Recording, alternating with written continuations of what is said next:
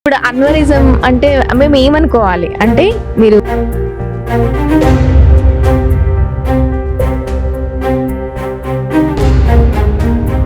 ఒక పేరు లేకపోతే నేమ్ జస్ట్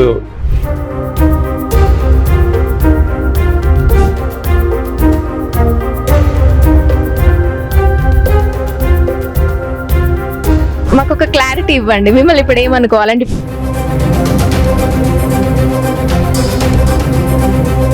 సమాజంలో ఎవరైనా ఏదైనా ఇబ్బందుల్లో ఉంటే మనకు తోచినంతలో మనం సహాయం చేయాలనే ఒక దృక్పథంతో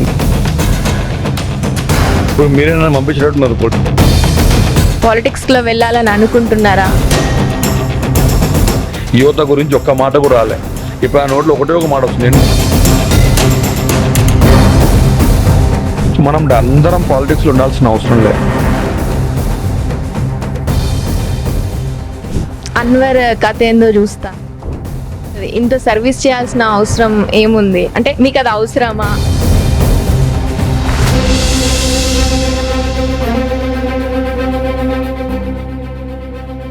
సో అలా అడుగుతూ వెళ్ళిన ప్రతి ఒక్కరికి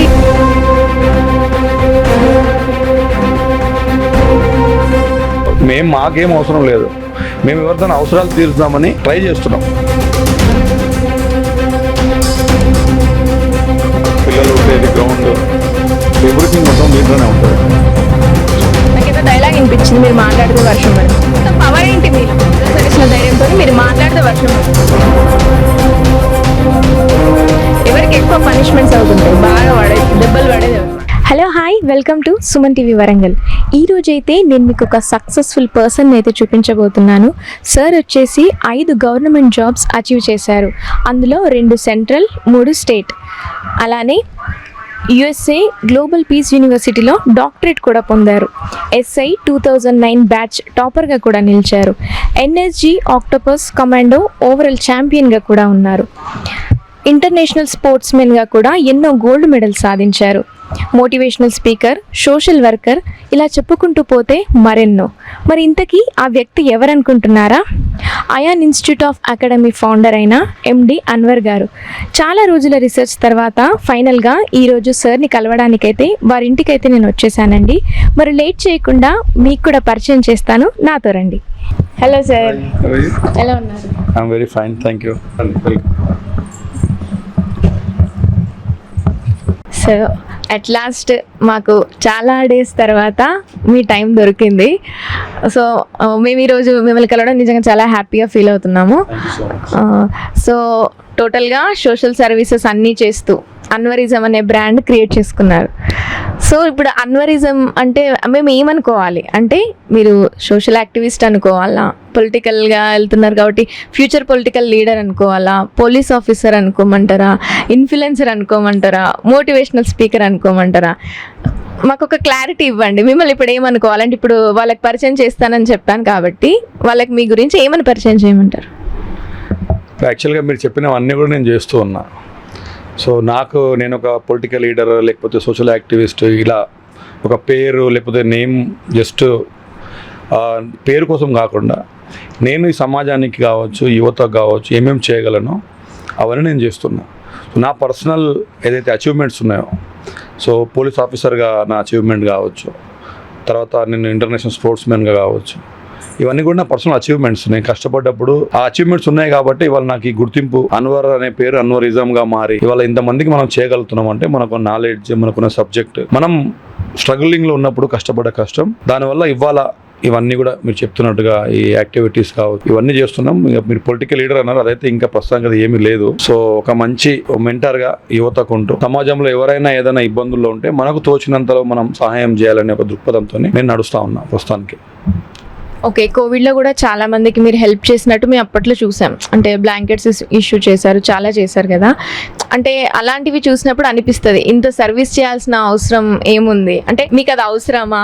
ఎందుకంటే మాకు వచ్చే ఆలోచన ఏంటంటే ఫ్యూచర్లో ఏదైనా పాలిటిక్స్లో వెళ్ళాలని అనుకుంటున్నారా? దీని వెనుక బ్యాక్గ్రౌండ్ ఏంటి అంటే మీకు సోషల్ సర్వీస్ చేయడం అనేది ఏదో 1-2 సార్లు చేయడం వేరు. సో కంప్లీట్గా అంటే ఎవరు బాధలో ఉన్నా, ఎవరు పేదరికంలో ఉన్నా మొదట మీరే హెల్ప్ చేస్తున్న వ్యక్తి అవుతున్నారు. అంటే పొలిటికల్గా రావడానికి ఏదైనా ప్లాన్ ఉందా? ఇప్పుడు మీరే నన్ను పంపించేటట్టున్నారు పొలిటికల్గా. జనరల్గా మీ క్వశ్చన్లోనే ఆన్సర్ ఉంది. పొలిటికల్గా పోవాలనుకున్న వాళ్ళు 1-2 సార్లు చేస్తారు. ఎప్పుడైతే ఎలక్షన్స్ టైం కావచ్చు, వాళ్ళకి అవసరం ఉంటే మాత్రమే చేస్తారు. మేము రెగ్యులర్గా చేస్తున్నామంటే మేము ఏదో ఒక ఎజెండాతో చేయట్లే. నా ఎజెండా ఒకటే, నాకు తోచినంతలో ఎవరైనా డెస్టిట్యూట్ పీపుల్ ఉంటే వాళ్ళకి హెల్ప్ చేయాలి. అదొకటి నా మెయిన్ రీజన్ అది నాది. సో కాబట్టి కంటిన్యూ చేస్తున్నాం మనం. అవసరం వచ్చినప్పుడు, ఎలక్షన్స్ వచ్చినప్పుడు చేసిన వాళ్ళు పొలిటికల్ లీడర్లు అవుతారు కాబట్టి మాకేం అవసరం లేదు. మేము ఎవరిదైనా అవసరాలు తీర్చుదామని ట్రై చేస్తున్నాం. ఆ దేవుడు మనకు అవకాశం కల్పిస్తే డెఫినెట్గా ఇది లైఫ్ టైం చేస్తూనే ఉంటామని అనుకుంటున్నాం. ఓకే, అంటే మీరు అడాప్ట్ చేసుకున్న పిల్లల్ని కూడా MBBS చదివిస్తున్నారని తెలిసింది, ఒక అమ్మాయిని ఒక అబ్బాయిని. అంటే MBBS చదివించడం అనేది చిన్న విషయమేం కాదు.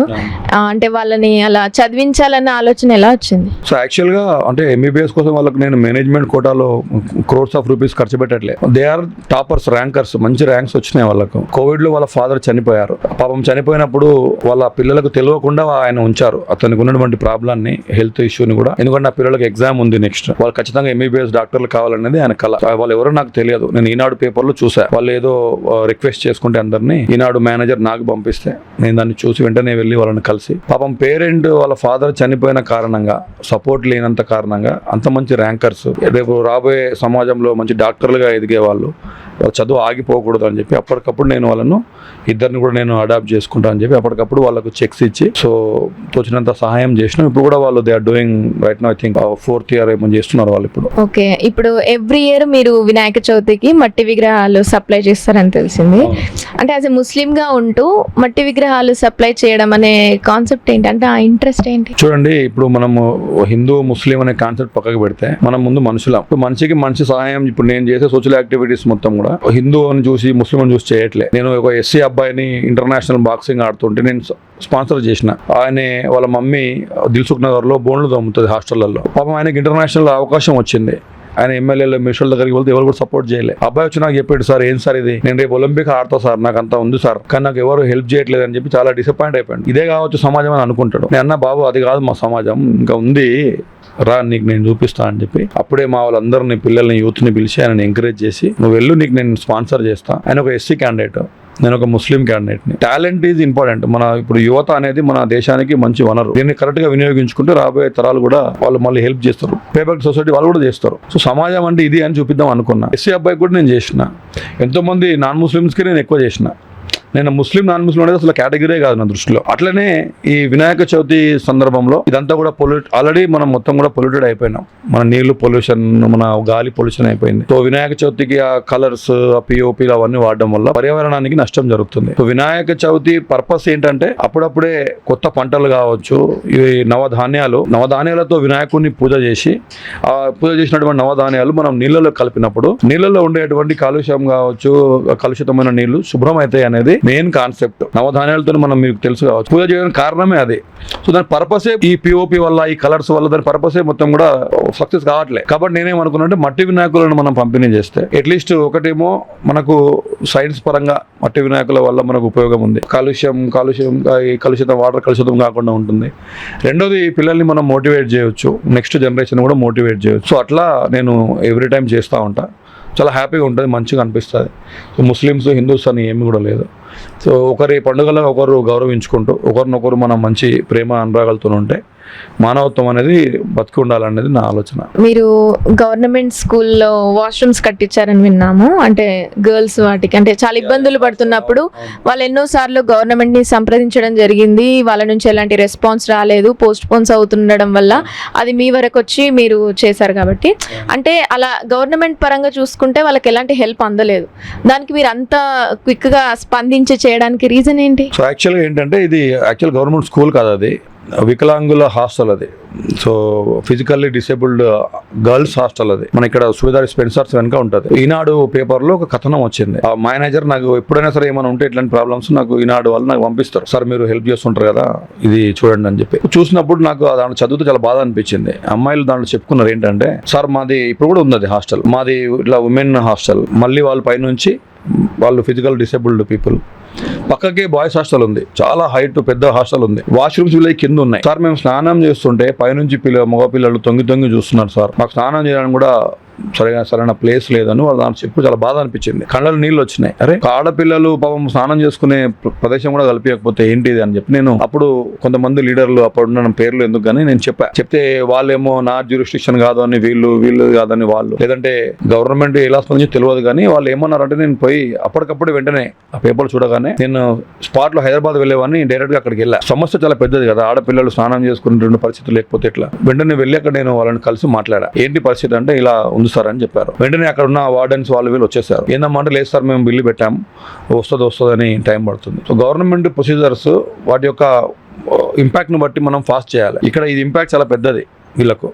నేను చేస్తే సరే ఓకే అది ఎప్పుడు వస్తుందో అది కానివ్వండి, నేనైతే దీన్ని చేద్దామని చెప్పి వెంటనే అప్పటికప్పుడు మా మేస్త్రీలను సూపర్వైజర్లను పిలిపించి ఎస్టిమేషన్ చేసి వితిన్ 24 అవర్స్లో వాళ్ళకు మళ్ళీ వాష్రూమ్స్ మొత్తం కూడా కట్టించి చున్నాలు కలర్స్ వేసి మొత్తం నీట్గా చేసి ఇచ్చేసినాం. చాలా హ్యాపీగా ఫీల్ అయ్యారు వాళ్ళందరూ ఫిజికల్ డిసేబుల్డ్ పీపుల్. సో లైఫ్లో మనం కష్టపడే కష్టం మనకు వచ్చిన సక్సెస్, అలాంటి వాళ్ళ ఆనందంలో మనకు చాలా అంటే మనం సాధించడం ఏదో అని అనిపిస్తుంది. సో అప్పుడు వాళ్ళకి అది నేను చేయడం జరిగింది. అప్పుడు వాళ్ళు చాలా హ్యాపీగా ఫీల్ అయ్యారు. బస్ ఆ హ్యాపీనెస్ కోసమే చేసినాం. ఇన్ రీసెంట్ టైమ్స్ లో కూడా చూసినట్టయితే మీరు ఎవరో పూర్ ఫ్యామిలీకి, అంటే తనకి 3 ఆడపిల్లలు ఉన్నారు అని, చాలా పూర్ ఫ్యామిలీకి ఇల్లు కట్టిస్తున్నారని కూడా విన్నాం. చాలా రీసెంట్ గా మీరు చేసిన ప్రాజెక్ట్ అనుకోవాలి.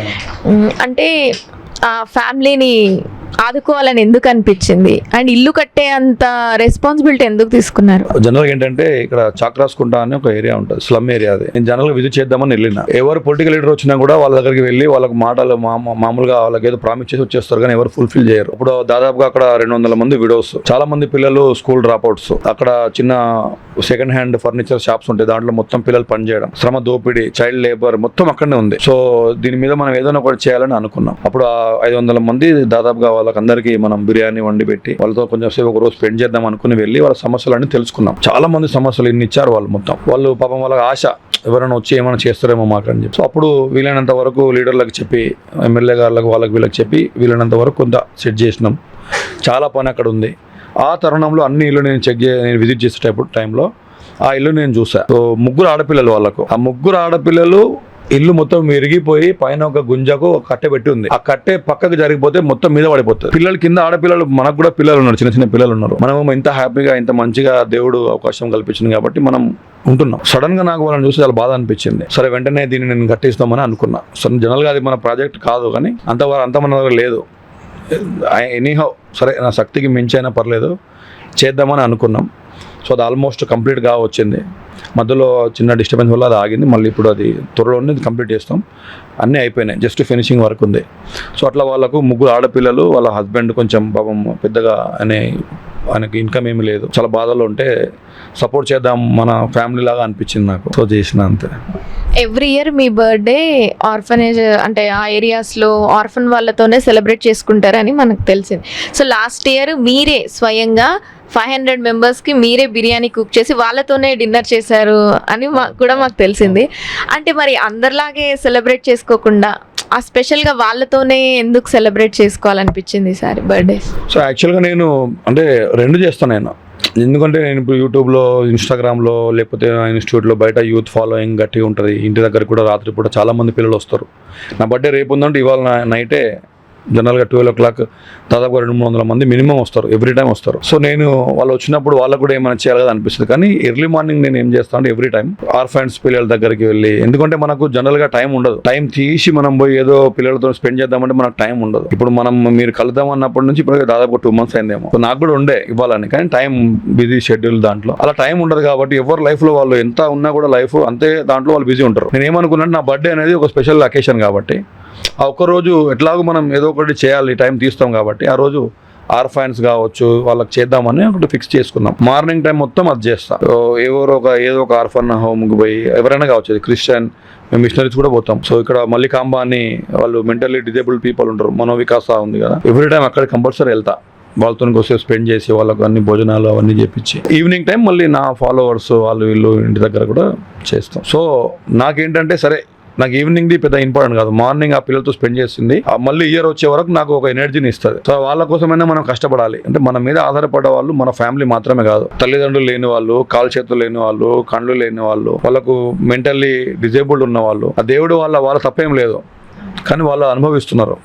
సో మనకు అన్ని దేవుడు మంచిగా ఇచ్చింది కాబట్టి ఏదో ఒక రకంగా మన యొక్క వాళ్ళ మీద కూడా మన హక్కు ఉంది, మన మీద కూడా వాళ్ళకు హక్కు ఉంది అని నేను అట్లా ఏదో ఒక టైంలో చేయాలని ఆలోచిస్తూ ఉంటాను.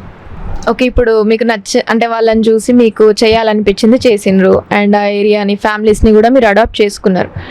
కానీ అట్లా ఒకరిని చూసి ఇంకొకరు వస్తారు హెల్ప్ కావాలని, అలా ఇంకొకరు వస్తారు. గొంతమ్మ కోరికలు అనేది ఎక్కువ ఉంటాయి ఇలాంటి వాళ్ళకి. సో అలా అడుగుతూ వెళ్ళిన ప్రతి ఒక్కరికి చేసుకుంటూ వెళ్ళిపోతారా ఇలా?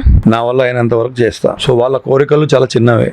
వాళ్ళకు 3 పూటల భోజనము, ఉండడానికి ఒక ఇల్లు, కట్టుకోవడానికి బట్టలు, అది ప్రతి ఒక్క మనిషికి అవసరం, సింపుల్గా అవసరమైన విషయం అది. సో వాటిని వాళ్ళు పొందలేకపోతారు కాబట్టి అడుగుతున్నారు కావచ్చు, లేదంటే మేము చూసి కూడా చేస్తున్నాం. సో నా వల్ల అయినంత వరకు, నేను చేసినంత వరకు, నాకు స్తోమత ఉన్నంత వరకు డెఫినెట్గా చేద్దామని అనుకుంటున్నాను. ఓకే, అయితే అన్వర్ కథ ఏందో చూస్తా, అన్వర్ సంగతి ఏందో చూస్తా అని తీన్మార్ మల్లన్న అన్నారు. సో అదే తీన్మార్ మల్లన్నకి మీరు ఛాలెంజ్ చేసినప్పుడు నువ్వు రా వచ్చి మాట్లాడు అని మీరు కూడా గట్టిగానే మాట్లాడారు.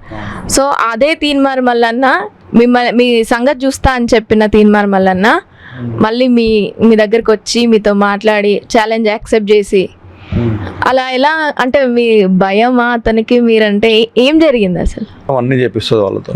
సో భయమా అవసరమా అనేది అది ఆయనకు తెలుసు, నాకు తెలియదు. కానీ పాయింట్ ఏంటంటే, బరలక్క అని చెప్పి ఒక అమ్మాయి, ఒక చదువుకునే అమ్మాయి, గ్రాడ్యుయేట్, ఎమ్మెల్యే పోటీలో నిలబడ్డది. ఆమె మీద అటాక్లు అయినాయి. ఆమెను మొత్తం దౌర్జన్యం చేద్దామని చూసారు. మాలాంటి యాక్టివిస్ట్లో మేము, ఆ అమ్మాయి వచ్చి మాకు ఫోన్ చేసి రిక్వెస్ట్ చేసింది కూడా నేను వెళ్ళిన. మంచి ఇంపాక్ట్ సమాజానికి వస్తుంది. ఏంటి, చదువుకున్న వాళ్ళను ఇగ్నోర్ చేస్తే, నిరుద్యోగులను ఇగ్నోర్ చేస్తే వాళ్ళు తిరగబడతారు. పిల్లినైనా కానీ రూమ్లో వేసి కొడితే తిరగబడుతుంది అది. సో ప్రెషర్ ఎక్కువ అయితే, ఎంత ప్రెషర్ ఎక్కువ అవుతుందో అంత బ్లాస్టింగ్ కూడా ఎక్కువ చేస్తుంది, ఎక్స్ప్లోజివ్.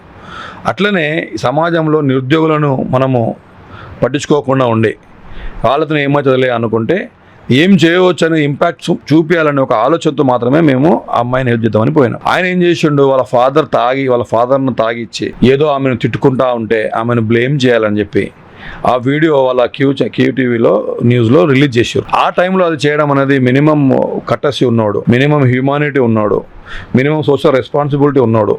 ఎవరు కూడా ఆ టైంలో చేయడు. అది వాళ్ళ పర్సనల్ ఫ్యామిలీ ఇష్యూ. అది అమ్మాయి బయటకు వచ్చి, సామాజికంగా బయటకు వచ్చి ఫైట్ చేస్తున్నప్పుడు నువ్వు చాతగాన వాళ్ళ లెక్క పర్సనల్ విషయాలు బయటికి తీసుకొస్తే కరెక్ట్ కాదు కదా. దాని మీద నేను అడిగా, తీన్మార్ మల్లన్న నీకు వాళ్ళ పర్సనల్, నీ ఫ్యామిలీ, నీ ఇష్యూస్ కూడా 100 ఉంటాయి. నువ్వు బయటకు వచ్చి ఏదో ఒకటి చేస్తున్నావు.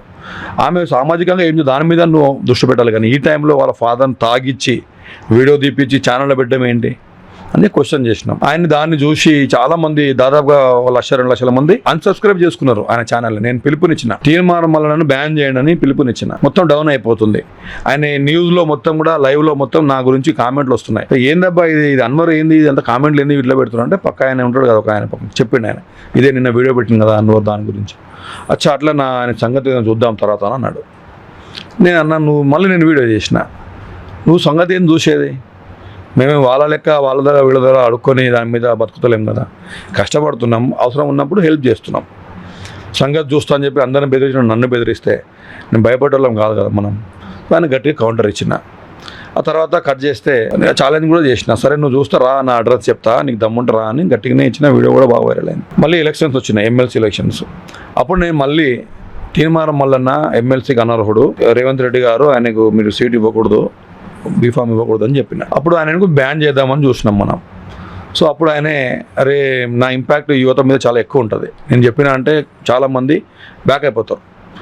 సో నేను ఛాలెంజ్ ఆయనకి వేసిన, నీకు దమ్ము ఉంటే నువ్వు నిజంగా ఎమ్మెల్సీగా పోటీ చేయాలనుకుంటే ఫస్ట్ మా క్వశ్చన్స్, నిరుద్యోగుల క్వశ్చన్స్కి, యువత క్వశ్చన్స్ జవాబు చెప్పు. నువ్వు జవాబు చెప్పిన తర్వాత నువ్వు ఎలక్షన్స్కి పో, లేదంటే మాత్రం నిన్ను బ్యాన్ చేసేస్తామని చెప్పిన. సో ఆయన చేసి నువ్వు ఫోన్ వచ్చింది వాళ్ళ తరపు నుంచి టీం, అన్న మీరు అట్లా పెట్టకండి, మేము వస్తాం, మాట్లాడతాం. అన్న కూడా వస్తా అన్నాడు. రమ్మను, లైవ్లో కావాలి నాకు. నేను లైవ్ పెట్టాం అప్పుడు, మేము ఏదో వెనక మాట్లాడుకొని డ్రామా చేయడం ఏం లేదు. లైవ్లో ఆయన చేసిన అన్నీ లెక్క పెట్టాను నేను, అన్నీ అడిగిన. నువ్వు అంగిలాగు అనే పాలిటిక్స్ అన్నావు, అదేటో పోయింది. నువ్వు లక్షల బండ్లలో తిరుగుతున్నావు, అది నాది కాదు, అది క్యూ న్యూస్ కంపెనీది అని అంటున్నావు. అంటే చూసేటోళ్ళను మీరు ఏమనుకుంటున్నారు, కళ్ళు మూసుకొని పాలు తాగుతూ పిల్లి ఎవరు చూస్తలేడు అనుకుంటే అది కరెక్ట్ కాదు కదా. సమాజానికి నువ్వు రెస్పాన్సిబుల్ ఉంటా అని ప్రామిస్ చేసినప్పుడు, ₹1 ఇవ్వండి, ఛాయ్ డబ్బులు ఇవ్వండి, మీరు అడుక్కుంటున్నా అని చెప్పి అడుక్కున్నాం. ఒకరోజు కట్ చేస్తే ఇప్పుడేమో మేము హెలికాప్టర్లో తిరుగుతాం, తిరగొద్దా అని చెప్పి ఫస్ట్ ఏమో ఎమ్మెల్సీగా వస్తా అన్నాడు, ఫస్ట్ ఏమో యాక్టివిటీ చేస్తా అన్నాడు, మళ్ళీ ఎమ్మెల్సీ అన్నాడు. గ్రాడ్యుయేట్స్ గెలిపించారు ఆయన. ఇప్పుడు గ్రాడ్యుయేట్ గెలిపిస్తే పక్కకు పెట్టి ఇప్పుడు బీసీ అని మళ్ళీ ఒక దందా స్టార్ట్ చేశాం. సో ఇట్లాంటి వాళ్ళని మాలాంటి వాళ్ళు క్వశ్చన్ చేయకపోతే ఇష్టం వచ్చినట్టు వాళ్ళు చేస్తూ ఉంటారు. సో రియాలిటీ అనేది సమాజానికి తెలవాలని అప్పుడు ఛాలెంజ్ చేసిన ఆయన వచ్చాడు, మాట్లాడాడు, నేను బరాబర్ నిలబడతా అని అన్నాడు. మళ్ళీ ఇప్పుడు ఆయన క్వశ్చన్ చేస్తాం. గెలిచిన తర్వాత పక్క నిరుద్యోగులకు నేను హెల్ప్ చేస్తా, సపోర్ట్ చేసి నిలబడతా అన్నాడు. ఆయన నోట్ల నుంచి ఇంతవరకు నిరుద్యోగుల పక్షం మీద ఒక్క మాట కూడా రాలే, యువత గురించి ఒక్క మాట కూడా రాలే. ఇప్పుడు ఆ నోట్లో ఒకటే ఒక మాట వస్తుంది, నేను బీసీ బీసీ బీసీ. ఎందుకంటే బీసీల పర్సంటేజ్ ఎక్కువ కాబట్టి రేపు పొలిటికల్గా ఎదుగుదామని చూస్తుండు. సో ఇలాంటి వాళ్ళు వీళ్ళు చేసేటువంటి ఒక కుట్రపూరిత ధోరణులు ఏవైతే ఉంటాయో వాటిని మాలాంటి నిష్పక్షపాతంగా పనిచేసే యాక్టివిస్టులు కావచ్చు, లీడర్లం కావచ్చు, క్వశ్చన్ చేయకపోతే ఇంకా అర్థం ఉండదు. సో అది ఆయనకు నాకు అప్పుడు కాన్ఫ్లిక్ట్. మళ్ళీ ఆయన ఇంటికి వచ్చిండు, ఆయన చేసిన దానికి పక్క చేసిన దానికి సారీ కూడా చెప్పిండు. సారీ చెప్పిండు కాబట్టి అప్పుడు నేను సపోర్ట్ కూడా చేసిన. సరే ఓకే, మాకు పర్సనల్గా ఏం విభేదాలు ఉండవు, భావాల పరంగానే విభేదాలు ఉంటాయి. నీ భావాలు నచ్చకపోతే మేము క్వశ్చన్ చేస్తాను ప్రామిస్ చేసిండు, నేను సపోర్ట్ చేసిన, గెలిచిండు. మళ్ళీ ఇప్పుడు పట్టించుకుంటలేడు, మళ్ళీ ఎండగడతాం నెక్స్ట్. అది వేరేగా కథ. సో ఎవరికైనా ఏరియాలో ఏదైనా ప్రాబ్లం వస్తే పిఎస్కి వెళ్తారు, పోలీస్ స్టేషన్నే సంప్రదిస్తారు ఎవరైనా. సో ఇక్కడ ఈ ఏరియాలో మాత్రం ఎవరికి ఏం ప్రాబ్లం వచ్చినా ఫస్ట్ మీ దగ్గరికి వస్తున్నారు, మిమ్మల్ని కన్సల్ట్ అవుతున్నారు అని చూస్తున్నాం.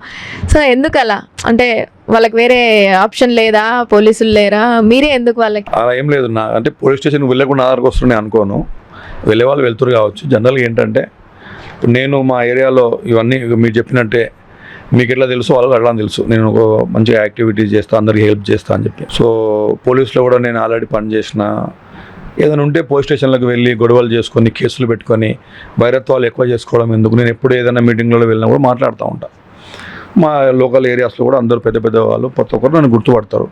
ఏదైనా ఉంటే నాకు వచ్చి నాతో చెప్పించుకుంటారు వాళ్ళు, అన్న మాకు ప్రాబ్లం ఉంది, ఇది ఉంది, సమస్య ఉంటే ఇద్దరిని కూర్చోబెట్టి మాట్లాడతా. అరే భయ్ ఎందుకు మనకు గొడవలు ఎందుకు, అంతే. జస్ట్ వాళ్ళను కౌన్సిలింగ్ చేసి కాంప్రమైజ్ చేసి గొడవలు కొట్లాటలు కాకుండా అందరూ ఐకమత్యంగా ఉండే విధంగా చూడాలి కాబట్టి కొంత టైం దాని మీద కూడా పెడుతుంటా. సో వాళ్ళు వస్తారు అంతే. ఇంకా ఇప్పుడు మీరు ఎన్నో సోషల్ యాక్టివిటీస్ చేస్తున్నారు కాబట్టి బయట పాలిటిక్స్ ఎలా ఉన్నాయి అండ్ ప్రజలకి నీడ్స్ ఎలా ఉన్నాయి, ఎలా ఉంది సమాజం అనేది మీకు చాలా ఐడియా ఉంది కాబట్టి, అంటే పొలిటికల్గా ఏ పార్టీ ఉంటే బాగుంటుంది అంటారు రాష్ట్రానికి? అంటే ఐదర్ కాంగ్రెస్ ఉన్నప్పుడు ఎలా ఉంది, బీఆర్ఎస్ పార్టీ ఉంటే బాగుంటుందా, బీజేపీ ఉంటే ఎలా ఉంటుంది, మీకున్న అవగాహన ప్రకారం చెప్పండి. So actually it is not Revanth Reddy or KTR or KCR going to change the state. The people of the state should change the situations. పరిస్థితులను మార్చే దమ్ము సత్తా ఉంది ప్రజలకు. రాష్ట్రాన్ని మార్చే, రాష్ట్ర పరిస్థితులను మార్చే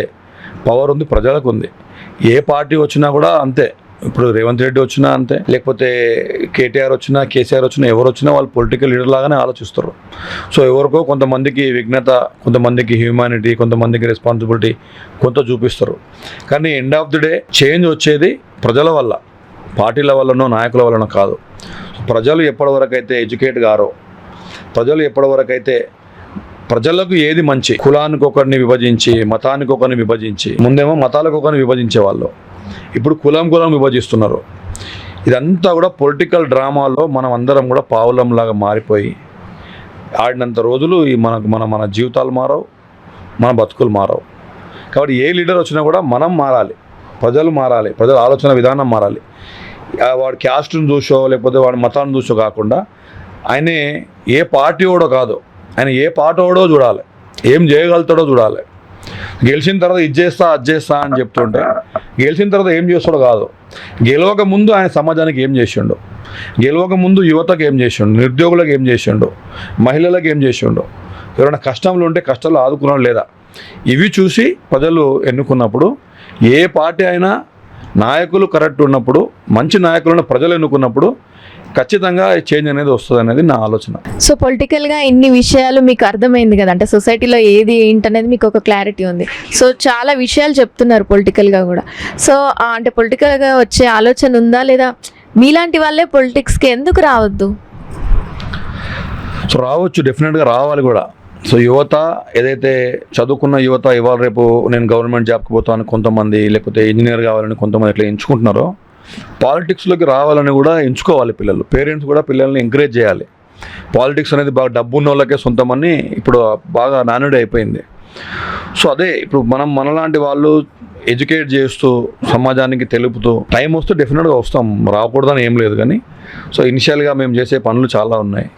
సో ఇట్లాగ చేస్తూనే ఉన్నాం, సర్వీస్ కూడా చేస్తున్నాం. డెఫినెట్గా ఎండ్ ఆఫ్ ద డే పాలిటిక్స్లో ఉంటే నిజమైన పాలిటిక్స్ రాజనీతి శాస్త్రం అదే.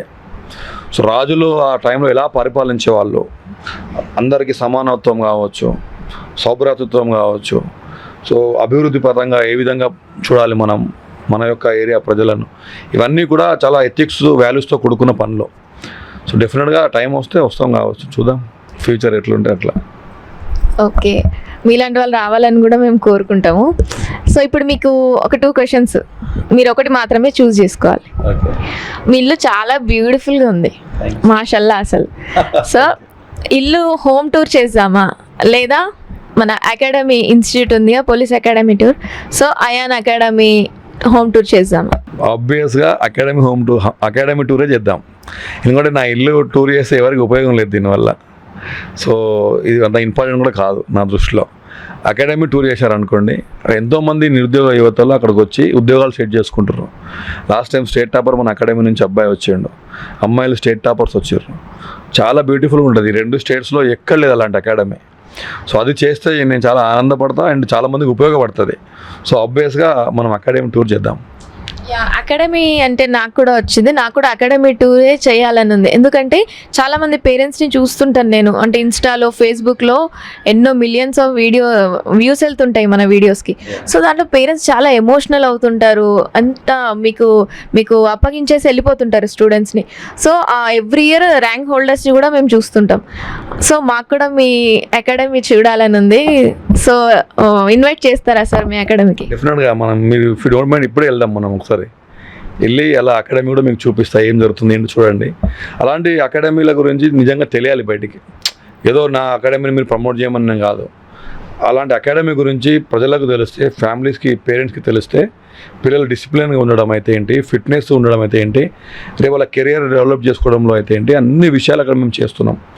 సో ఒకసారి మీరు చూపిస్తే ఇంకా I will be very happy.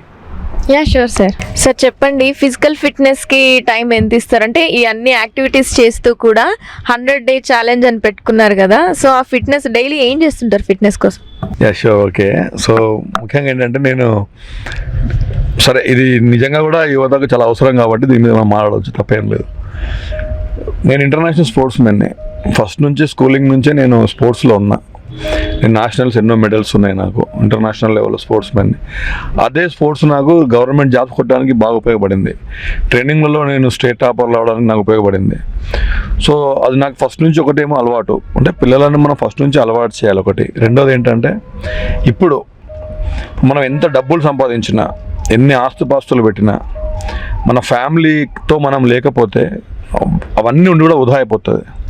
So మన కోసం మనం ఇన్ని రోజులు అచీవ్మెంట్స్ ఇవన్నీ మన కోసం. ఇవాళ మనం ఫిట్గా ఉండి మన హెల్త్ని కాపాడుకోవడం కూడా మన ఫ్యామిలీ పట్ల, మన పిల్లల పట్ల మనకు ఉన్నటువంటి బాధ్యతలో భాగంగా ఇది చేసుకోవాలి. ఓకే, ఇప్పుడున్న జనరేషన్ యూత్ వాళ్ళకి పొలిటికల్గా ఎలా ఉండాలి అంటే వాళ్ళకు ఒక అవేర్నెస్ రావాలి అన్నిటి విషయాలలో. అంటే పాలిటిక్స్ అంటే ఏంటి, అసలు మనం ఎవరిని ఎంచుకోవాలి, మన సొసైటీ బాగుండాలి అంటే ఒక అవగాహన కలిగి ఉండాలి యూత్కి. సో యూత్కి మీకున్న ఎక్స్పీరియన్సెస్తో, మీకున్న ఇన్ఫ్లుయెన్స్తో ఏమని చెప్తారు? ఎస్, యాక్చువల్గా ఇది చాలా అవసరమైన ప్రశ్న. చాలామంది ఏమనుకుంటారంటే యువత చదువుకునే వాళ్ళు, లేకపోతే ఏదో ప్రైవేట్ బిజినెస్ చేసుకునే వాళ్ళు పాలిటిక్స్ మాకేం పనిలే అనుకుంటారు. సో మనం అందరం పాలిటిక్స్లో ఉండాల్సిన అవసరం లే, కానీ పొలిటికల్ సిస్టాన్ని అర్థం చేసుకోవాల్సిన అవసరం ప్రతి ఒక్క యువకుడి యొక్క బాధ్యత అది. పొలిటికల్ సిస్టమ్ అంటే ఏంటి, మనకు డాక్టర్ బిఆర్ అంబేద్కర్ గారు ఒక ఓటు హక్కు అనేది కల్పించారు. ఆ ఓటు హక్కును మనం ఎలా వినియోగించుకోవాలి, ఏదైనా ఎలక్షన్ కానివ్వండి, రైట్ ఫ్రమ్ సర్పంచ్ ఎలక్షన్ నుంచి రేపు మనకు అసెంబ్లీ ఎలక్షన్స్ వరకు, నేను ఒకటే కోరుకుంటా, యువతతో ఒకటే కోరుకునేది, ఫస్ట్ ఆఫ్ ఆల్ మీ ప్రాంతాలలో ఏం జరుగుతుంది, డెవలప్మెంట్ ఏం జరుగుతుంది, లేకపోతే మభ్యపెట్టే ధోరణి ఎవరు చేస్తున్నారు, ఆ ఏ కులము, ఏ మతము, ఏ ప్రాంతము, ఏ వర్గాలు, లింగ భేదాలు పక్కకు పెట్టి నేనున్న ఊరిలో డెవలప్మెంట్ ఎవరు చేస్తున్నారు, ఎలా జరగాలి, డెవలప్మెంట్ ఏం కావాలి, మనకి ఏం కావాలి, మంచి స్కూల్స్ కావాలి, ఓకే, దాదాపుగా 84,000 స్కూల్స్ని క్లోజ్ చేసేసారు మన ఇండియాలో. మీరు చూసుకుంటే 2014-15 మరి ఇప్పుడు 2023-24లో 84,000 స్కూల్స్ క్లోజ్ అయిపోయినాయి. చూసుకుంటే మీరు ఇండియాలో చూడండి, మీరు ఇప్పుడు వీళ్ళు గోమాత రక్షించాలని అంటారు. పిల్లల్ని మొత్తం కూడా, యువతను మొత్తం కూడా వీళ్ళను ఎమోషన్స్ మీద వీళ్ళని ప్లే చేస్తారు. వాళ్ళు హిందూ ముస్లిం అంటే ఒక ఎమోషన్.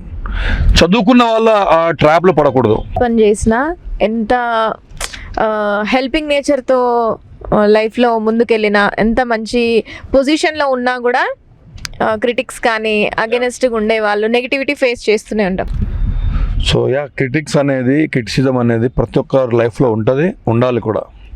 మహాత్మా గాంధీ ఒక మాట అన్నారు, మీరు ఎప్పుడైనా ఒక గొప్ప పని స్టార్ట్ చేస్తే first they will criticize you, అంటే థర్డ్ పర్సన్స్ ఎవరైనా కావచ్చు. First they will criticize you, then they will ignore you, then they will follow you. So Ayaan police academy నిజంగా చాలా అద్భుతంగా ఉంది అండ్ ప్లేస్ కూడా చాలా పీస్ఫుల్గా అనిపిస్తుంది. ఈ ప్లేస్ ఏరియా అంత మనదేనా సార్? యా, ఇప్పుడు మనం వచ్చినాం కదా, ఇది ఎంట్రన్స్. ఫస్ట్ మెయిన్ గేట్ ఉంది, ఆ తర్వాత సెకండ్ గేట్ ఉంటుంది. ఇంత కాంపౌండ్ ఏరియాలోనే ఉంటుంది మొత్తం. ఆ పక్కన మొత్తం కూడా 5-6 ఎకర్స్ ఉంటుంది. 400 మీటర్ ట్రాక్, తర్వాత అన్ని ఈవెంట్స్ చేయడానికి ఎవ్రీథింగ్ దాంట్లోనే ఉంటుంది మనకు. ఈ 2 తెలుగు రాష్ట్రాలలో ఇలాంటి క్యాంపస్ ఇలా పక్కకే, బిల్డింగ్ పక్కకే మనకు ఓన్ 400 మీటర్ ట్రాక్ ఉన్న క్యాంపస్ ఇంకొకటి లేదు. సో ఇక్కడనే గ్రౌండ్, ఇక్కడనే ఇదే బిల్డింగ్లో పిల్లలు ఉంటారు. సో చదవడం కావచ్చు, రండి చూపిస్తాం మీకు. ఇప్పుడు క్లాసెస్, పిల్లలు ఉండేది గ్రౌండ్, ఎవ్రీథింగ్ మొత్తం దీంట్లోనే ఉంటుంది. సో ఇది కంప్లీట్గా స్పెషల్ ఇంటెన్సివ్ క్యాంపస్ అనమాట. ఏం పేరు? రాజేష్. ఓకే, రాజేష్ కడప నుండి వచ్చారా? అవును. ఓకే, ఇలా కడప నుంచి ఇక్కడ వరకు వచ్చి చేయడం వీళ్ళతో కంపేర్ చేస్తే, అంటే లోకల్ వాళ్ళతో కంపేర్ చేస్తే మీరు కొంచెం యూనిక్ కాబట్టి మీకు ఏం నచ్చింది అకాడమీలో? అంతలో అకాడమీలో వచ్చేసి సరౌండింగ్స్ బాగా నచ్చినాయి నాకు. అంటే మనము ఒక బాగుపడాలన్నా కానీ చెడిపోవాలన్నా కానీ మనకు సరౌండింగ్స్ మంచిగా ఉండాలి. బెటర్ సరౌండింగ్స్ ఎట్లా ఉన్నాయంటే ఇక్కడ చాలా పీస్ఫుల్గా ఉన్నాయి. మెయిన్ థింగ్ ఏంటంటే డిస్ట్రాక్షన్స్ ఏం లేవు. సార్ చెప్పినట్లు డిస్ట్రాక్షన్స్ ఏం లేవు. ఇంకా పొద్దున్న నుంచి సాయంత్రం వరకు మాకు అస్సలు ఫుల్ షెడ్యూల్ నడుస్తుంది. పొద్దున గ్రౌండ్ అయితే ఫుల్ పర్ఫెక్ట్ నడుస్తుంది నాకైతే. ఒక 3 monthsలో, బిఫోర్ 3 months నేను వచ్చినప్పుడు ఐఎమ్ లైక్ బిగ్. ఇప్పుడు ఒక 15 kgs వరకు దగ్గర. మా పేరెంట్స్ కూడా చాలా హ్యాపీగా ఉన్నారు. మాట్లాడడానికి డేర్ అండ్ డాషింగ్ ముందుకు వచ్చాలి కదా, మరి నేను అటు తిరిగినప్పుడల్లా టక్మని ఎందుకు హెడ్ అట్ టర్న్ చేస్తాను? మేము స్టేజ్ ఫియర్, మేము కొంచెం స్టేజ్ ఫియర్ ఉందా? ఓకే, స్టేజ్ ఫియర్ ఉన్నా కూడా మేము మాట్లాడిస్తాం. ఆల్రెడీ అకాడమీకి వచ్చినామంటే ఇంకా స్టేజ్ ఫియర్ కూడా ఉండకూడదు. Okay ma'am. ఓకేనా? ఎలా ఉంది అకాడమీ? బాగుంది మ్యామ్. హాయ్. ఓకే, ఎక్కడి నుంచి వచ్చా? ఏపీ, శ్రీకాళహస్తి. సో ఎలా అనిపిస్తుంది అయ్యాన్ అకాడమీ? అంటే అమ్మాయిలు చేయడం వేరు, అబ్బాయిలు జాయిన్ అయ్యి చేయడం వేరు, వర్కౌట్స్ కానివ్వండి ఏదైనా. సో అంటే మీ ఫ్యూచర్ గోల్ ఏంటి? అండ్ ఇక్కడికి వచ్చిన గర్ల్స్ అందరినీ చూస్తున్నాను కూడా. సో అందరూ ఫిజికల్గా, మెంటల్గా చాలా స్ట్రాంగ్ ఉన్నారు. సో ఇంకా మీలాంటి అమ్మాయిలు రావాలి ఇన్స్టిట్యూట్కి, ఇంకా చాలామంది ఆఫీసర్స్ అవ్వాలి, లేడీ ఆఫీసర్స్ని చూడాలి మేము. సో అలాంటి వాళ్ళకి ఏం చెప్తారు? ఇక్కడ అంతా బాగుంది సార్, వాళ్ళు నేర్పించడం కానీ, వాళ్ళు మొత్తం చేయడం కానీ బాగుంది. వర్కౌట్స్ కానీ మొత్తం చేపిస్తున్నారు. మాకైతే బాగా నచ్చింది. ఇక్కడైతే ఏం ప్రాబ్లం లేదు మాకు. నాకేదో డైలాగ్ వినిపించింది, మీరు మాట్లాడితే వర్షం పడుతుంది. ఎందుకలా? ఎందుకలా అంటే అంత పవర్ ఏంటి మీలో? అంటే మాకు అన్నోటి సాధించిన ధైర్యం అలాంటిది ma'am. Okay, so Anwar sir ఇచ్చిన ధైర్యంతో మీరు మాట్లాడితే వర్షం పడుతుంది. పడతాం. షూరా? ఈ ఇన్స్టిట్యూట్కి వచ్చినాక మాట్లాడితే కదా మ్యామ్, ఏం చేసినా పక్క ఏవో జరుగుతుంది మ్యామ్. ఇది ఒకటి జరుగుతుంది. సో మీకేం జరిగింది? మాకంటూ నాకు జాబ్ వస్తుందని నమ్మకం వచ్చింది మ్యామ్. ఓకే, స్కోరింగ్ ఎలా ఉంటుంది? బాగానే ఉంటుంది మ్యామ్. ఓకేనా? సో ఇక్కడ ఇంతమంది ఉన్నారుగా, మెయిన్గా బాయ్స్, ఎవరికి ఎక్కువ పనిష్మెంట్స్ అవుతుంటాయి, బాగా దెబ్బలు పడేది ఎవరు? నాకే మ్యామ్. సో మీకేనా? నాకే మ్యామ్. సో అలా దెబ్బలు పడడం వల్ల ఇంత స్ట్రాంగ్ అయ్యి మీరు మాట్లాడితే వర్షం పడే రేంజ్కి వెళ్ళిపోయారా? అవును మ్యామ్. షూరా? అవును మ్యామ్. ఆల్రెడీ పడుతుంది, యూ ప్రూవ్డ్ ఇట్ రియల్. అవును మ్యామ్. గ్రేట్. ఈయన కోసం గట్టిగా claps. 3 1 1 2 2 1 okay 3. So Ayaan police academy మొత్తానికి ఈరోజు చూడడం జరిగింది. చాలా హ్యాపీగా ఫీల్ అవుతున్నాం.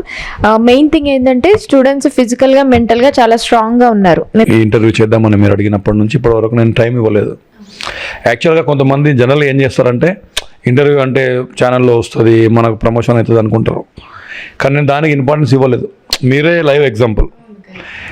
మీరు అడుగుతుంటే నేను బిజీ ఉంది, బిజీ ఏముంటుంది అంటే నాకు ఇదే బిజీ. నాకు పొద్దున్న లేస్తే 5 గంటల నుంచి నేను వచ్చి పిల్లలు గ్రౌండ్ స్టార్ట్ చేస్తే నైట్ 10 గంటల వరకు వాళ్ళకు డైలీ క్లాసెస్ కావచ్చు, ఎగ్జామ్స్ కావచ్చు, ఎవ్రీడే ఎగ్జామ్ ఉంటుంది ఇక్కడ.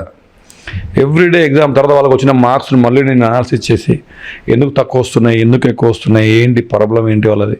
ఈ అకాడమీని రన్ చేయడం అంటే ఒక సర్వీసెస్ అంటే స్టూడెంట్స్ని ఒక మంచి ర్యాంక్ హోల్డర్స్ చేయడానికా, లేదా బిజినెస్ పర్పస్ కమర్షియల్గా డబ్బు సంపాదించాలన్న థాట్తోనా, ఏ థాట్తో మీరు అకాడమీ స్టార్ట్ చేశారు? ఫస్ట్ పాయింట్, అకాడమీ పెట్టడానికి కారణం నా సబ్జెక్టు, నా achievements pay back to society చేయాలి అనేది ఒక పాయింట్.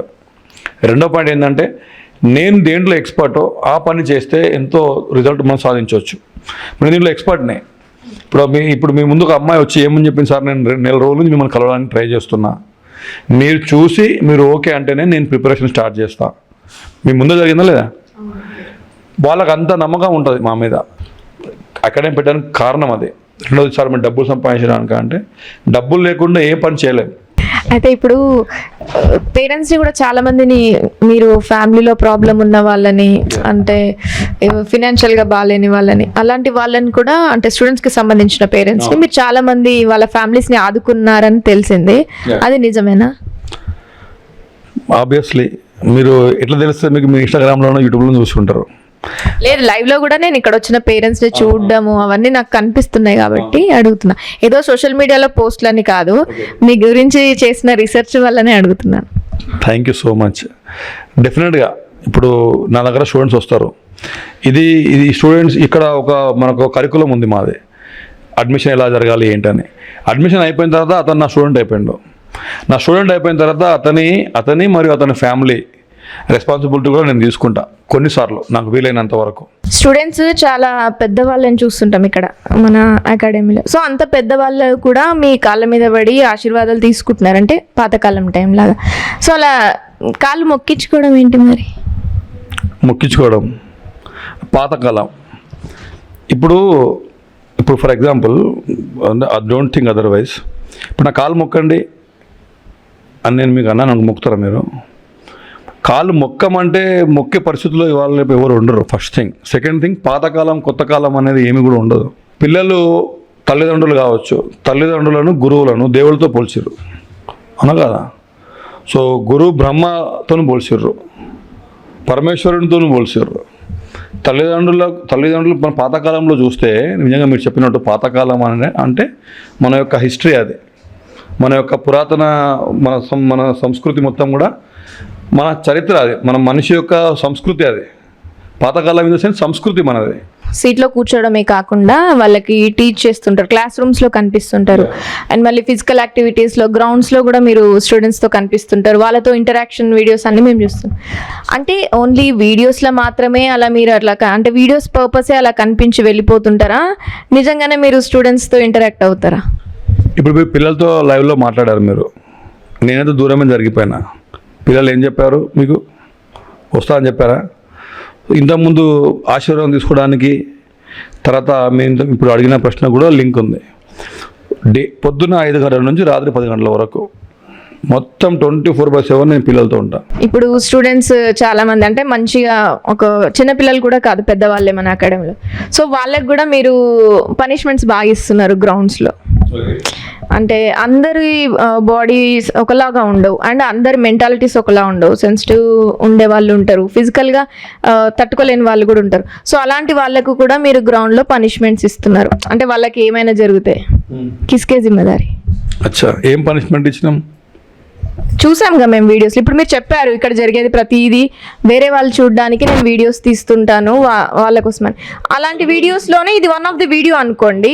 సో అది చూసి అడుగుతున్నాము, పనిష్మెంట్స్ ఇస్తున్నారు కదా మరి ఎందుకు అని. పిల్లలు కొంతమంది ఒకసారి చెప్పగానే వింటారు, కొంతమందికి చేయాలంటే వాళ్ళ మైండ్ బయట, వాళ్ళ అట్మాస్ఫియర్, వాళ్ళ రెగ్యులర్ లైఫ్ స్టైల్ అదంతా కూడా ఇక్కడ వచ్చిన తర్వాత డిసిప్లిన్కి రావడానికి కట్టెతోని చేయి మీద ఇట్లా చేయి పడితే స్కూల్లో పిల్లలను అట్లా చేతుల మీద కొట్టి ఇది నువ్వు తప్పు చేసినావు, ఇది గుర్తుపెట్టుకో అని చెప్పి గుర్తుంచడానికి జస్ట్ అట్లా అది మాత్రమే నేను చేస్తా.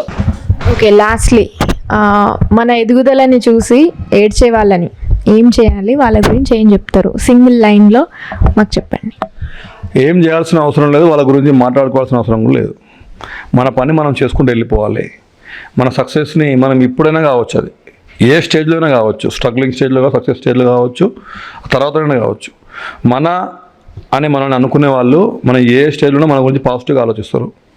మన గురించి నెగిటివ్గా ఆలోచించేటప్పుడు మీరు ఏం చేసినా నెగిటివ్గానే ఆలోచిస్తారు.